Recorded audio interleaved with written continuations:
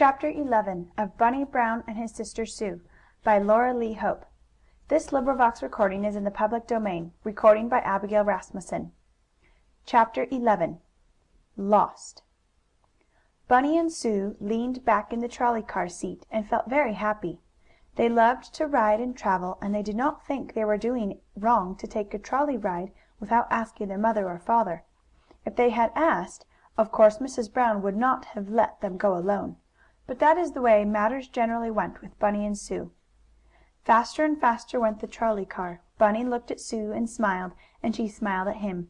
The conductor came along the step of the car, which was an open one, to collect the fares. Bunny and Sue each handed him a 5-cent piece, and he handed them each back 2 pennies. "Oh, I didn't know we got any change!" exclaimed Bunny in surprise. "The fare to Wayville is only 3 cents, for such little tots as you," the conductor said. "Are you sure you know where you are going?" he asked. "We're going to our Uncle Henry's," replied Bunny. "He lives near the big white church." "Well, I can let you off there all right. Now be careful and don't lean over out of your seats. You're pretty small to be taking trolley rides alone." "We went alone in a boat the other day," Bunny told the conductor, "and we got shipwrecked." "On an island in the river," added Sue, so the conductor would know what her brother meant. "Well, if you've been shipwrecked I guess you are able to take a trolley ride," laughed the motorman, for Bunny and Sue were riding in the front seat. "Hey, conductor!" called a man in the back seat of the car. "There's a dog chasing after us." "Why, so there is." The conductor seemed much surprised as he looked back. Bunny and Sue stood up and also looked behind them. There, indeed, was a big, shaggy dog running after the car, his tongue hanging out of his mouth. He seemed very tired and hot. "Why!" cried Sue. "That's our dog! It's Splash, and he splashed in and pulled me out of the water when I fell in, the time Bunny and I were shipwrecked." "Oh, we forgot all about him when we got on the car!" Bunny cried. He felt very sorry for Splash.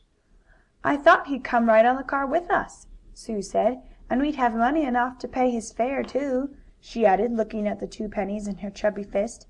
"Is it 3 cents for dogs, too, mister?" she asked the conductor. The conductor laughed, and some of the passengers did also. Then Bunny, who had been looking at poor Splash, racing along after the trolley car, which was now going quite fast, called out: "Please stop the car, Mr. Conductor. We want our dog." "But you can't take a dog on the car, my boy. It isn't allowed. I'm sorry." Bunny thought for a minute. Then he said: "Well, if we can't bring our dog on the car, we'll get off and walk, won't we, Sue?" "Yes, that's what we will." "All right," agreed the conductor. "I'm sorry, for I'd like to do you the favor, but I'm not allowed." He rang the bell, and the car slowed up. Splash barked joyfully, for he was very tired from running after his little friends, who went so fast and so far ahead of him.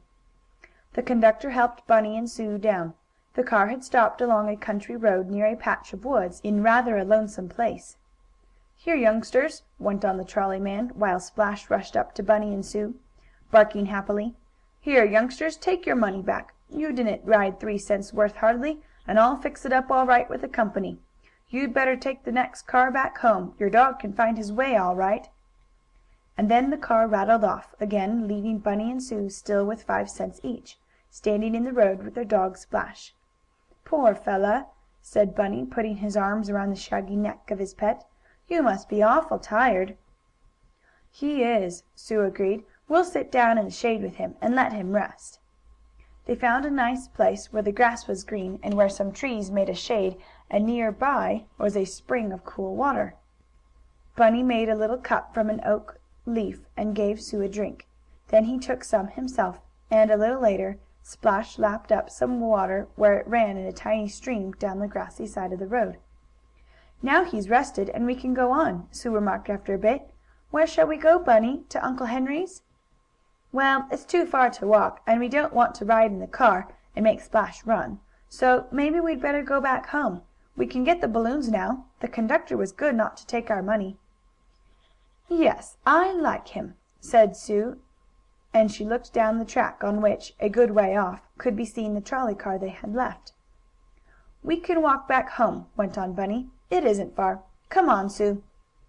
Down the country road started the two children, Splash following, or now and then running off to one side to bark at a bird, or at a squirrel or chipmunk that bounded along the rail fence. Bunny and Sue thought they would have no trouble at all in going back home, but they did not know how far away it was. "All we'll have to do will be to keep along the trolley track," said Bunny. "If we had my express wagon now, and a harness for Splash, he could pull us."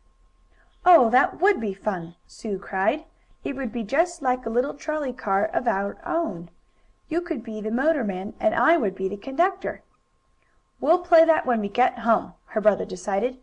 "Oh, look! What's Splash barking at now?" The dog found something beside the road, and was making quite a fuss over it. It looked like a black stone, but Bunny and Sue could see that it was moving, and stones do not move unless someone throws them. "Oh, maybe it's a snake," and Sue hung back as Bunny ran toward the dog. "Snakes aren't big and round like that," her brother answered. "They're long and thin, like worms, only bigger." "Oh, it's a mud turtle!" Bunny exclaimed, as he came closer. "A great big mud turtle, Sue." "Will he bite?" Sue asked. "He might. He's got a head like a lobster's claw," replied Bunny. "But he won't bite me, 'cause I won't let him get hold of my finger." "He might bite our dog. Come away, Splash!" Sue cried. But the dog knew better than to get too near the turtle, which really could bite very hard if he wanted to. Bunny got a stick and poked at Mr. Turtle, who at once pulled his head and legs up inside the shell. Then he was more like a stone than ever.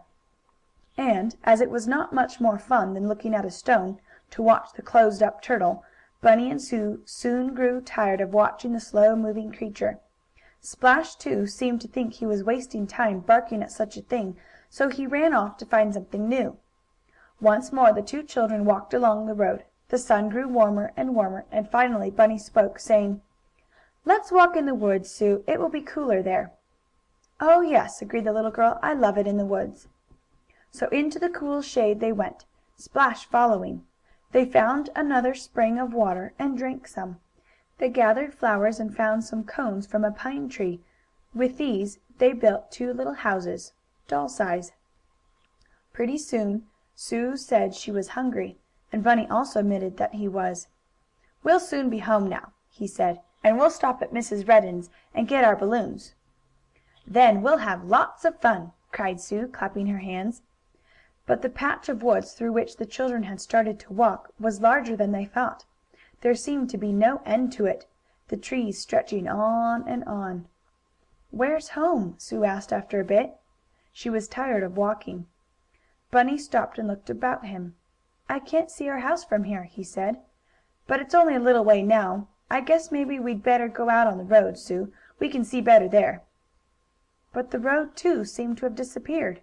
Bunny and Sue went this way and that, but no road could they find. They listened, but they could not hear the clanging of the trolley car going.